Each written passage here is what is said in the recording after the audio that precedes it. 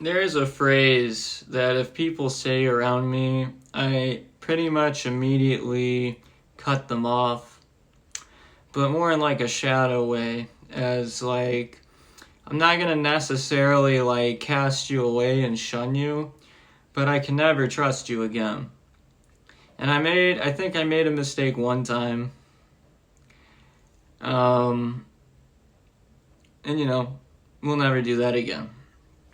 But the one phrase that anybody would say that would make me probably run for the hills and never trust that person again is anybody who, even in passing, even if they're just like lightheartedly saying, I get everything I want, or some iteration of that, that's very, very concerning. That's a person that's used to getting their way, which is fine, but that also implies that that person really, really dislikes when things don't go their way. So usually at this point, I'm keying into the person, and they're usually some type of pretty manipulative personality or has manipulative traits. I'm not gonna full out say like, oh, they're narcissists. That's not always the case. But it usually comes from people with control issues or power issues or constant need for power struggles to feel validated by something.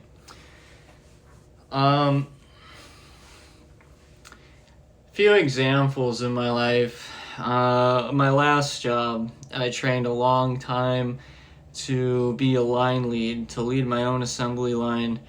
And within the first month and a half, I was doing pretty good co-running a line with someone, but then I had like a lot of fumbles after that person left. So I was honestly scared that they were going to think like I was flopping and it was him keeping the whole thing up, which wasn't really the case in the end. But I was having, a lot of issues with unproductive workers on my line at the time. People didn't really seem to respect me all that much. I was kind of becoming a doormat, and I was just starting to get really pissed off and wondering maybe this isn't even cut out for me. Well, somebody that used to be my boss, she was very, very fire happy, loved terminating people that she perceived as either competition, a threat, or just did not like. And, I'll be transparent. In the time that I was a line lead, I probably had a hand in 14 to 15 people's terminations. For me, it was I always targeted racist people, because we would have, there wasn't really any background check necessary, so like you would get these guys in with these like, white prison gang tattoos, and I don't need that shit in my life. I don't want to deal with it. And the only other thing I really had to stick up my ass about was just people who didn't work, and most cases it was just unproductive people.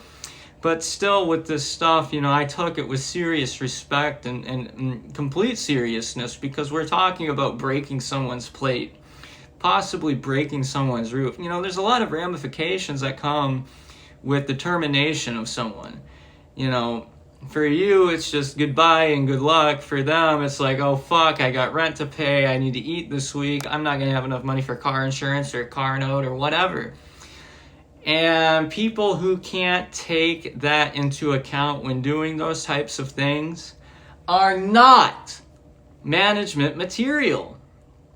And she took ultimate delight in this, and she started like giggling, and like right next to me, I was at my podium at the end of my line where the guy would stack the boxes on the pallet, and she went, I always get anything I want, or I get everything I want, or something like that. And she like smirked, and I was like, no, you're cut off, in my head.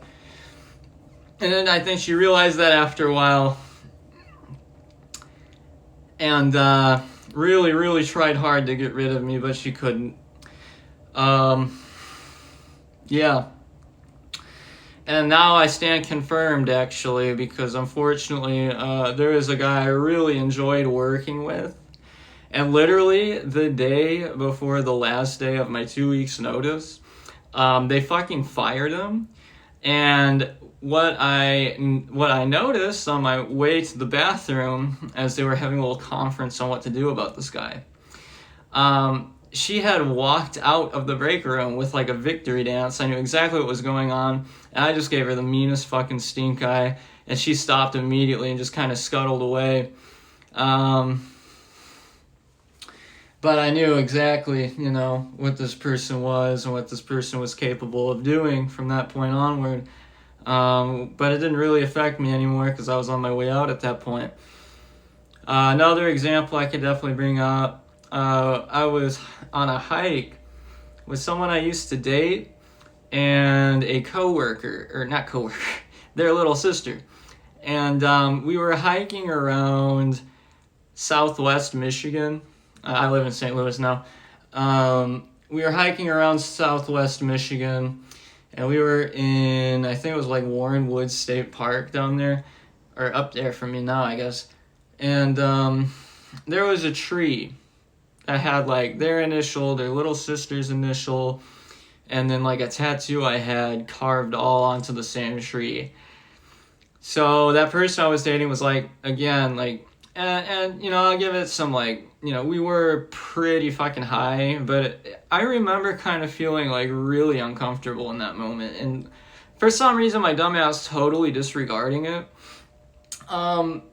But they're standing there in front of this tree looking at all like the carvings and just like maniacally laughing. Just completely maniacally laughing. And they're like, I get everything I want. I get everything I want. I was like, what the fuck did I just like walk into? And like, you know, before then, like the whole area just felt like really groovy and like a movie. And then after that, it's like, I don't know, the atmosphere got really fucking weird. But yeah, for me personally, like if anybody ever says that in front of me, like I fucking run, dude. I run for the hills. I run millions of miles away. I don't want to be near that person because I don't need any more of that energy into my life. So that is the one phrase that a person that can say that would make me, you know, fucking dash. That's about all for this video. Peace out.